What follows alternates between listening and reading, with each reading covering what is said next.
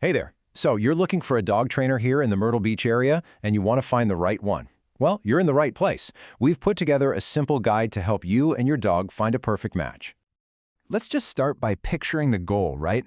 Imagine taking a nice, relaxed walk on the boardwalk, or maybe grabbing a coffee at an outdoor spot with your dog just chilling by your side. That's totally achievable with the right training. First up, let's talk about the unique environment we've got here. Training a dog in a busy place like Myrtle Beach has its own special quirks.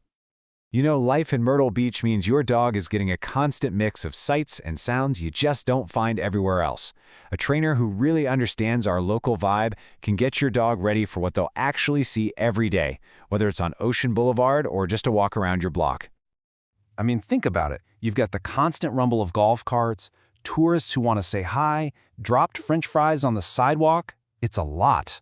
A well-trained dog can learn to handle all of this without getting overwhelmed. Okay, so understanding the local landscape is step one. Next, you've got to figure out what kind of training your own dog actually needs. And this is where it gets really personal. Are we talking about a brand new puppy you're starting from scratch with? Or maybe you've got an older dog who's developed a new fear? Your answer here really points you in the right direction. Most of the time, training goals fall into one of these three buckets. You've got puppy training to build a good foundation. Then there's basic obedience, which just makes daily life like going for a walk so much better. And then behavior modification is for those tougher issues like anxiety or reactivity, which can be pretty stressful for you and your dog. The format of the training really ought to match the problem.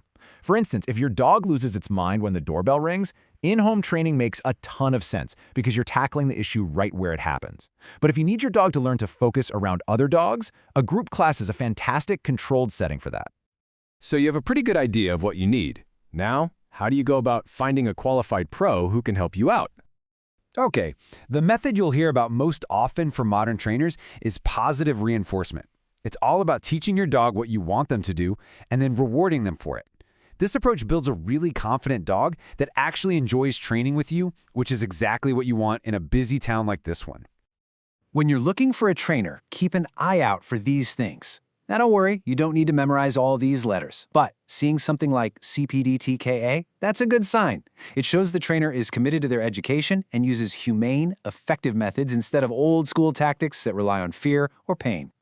And of course, let's talk about cost. It's a real consideration for everyone.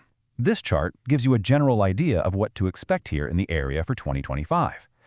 Group classes are usually the most affordable option, maybe a couple $100s. Private lessons are priced per session, and then you have the more intensive board and train programs, which are a bigger investment for more complex issues. So when you're ready to start calling around, have these questions ready to go. The one about customizing the program for your dog and your lifestyle here in Myrtle Beach, that one's huge. A great trainer isn't going to give you a cookie-cutter plan. All right, now for the best part. Once you've put in the work, it's time to actually get out there and enjoy all the great things about this city with your dog. Here's a super simple but really important rule to remember. 6 feet. That is the maximum leash length you're allowed to have in public spaces here. It's just a safety thing for everybody, so having a standard non-retractable leash is definitely the way to go. And here are a couple of other key local rules to know. The summer beach hours are a big one. No dogs on the beach during the busiest times in high season. Just knowing these little things makes for a much smoother, more pleasant experience for you, your dog, and everyone else around. Once you start building those skills, these are awesome places to go practice. The state park is perfect for working on leash manners with all kinds of new smells around. And the dog park is a great safe space to practice recall when your dog is off leash.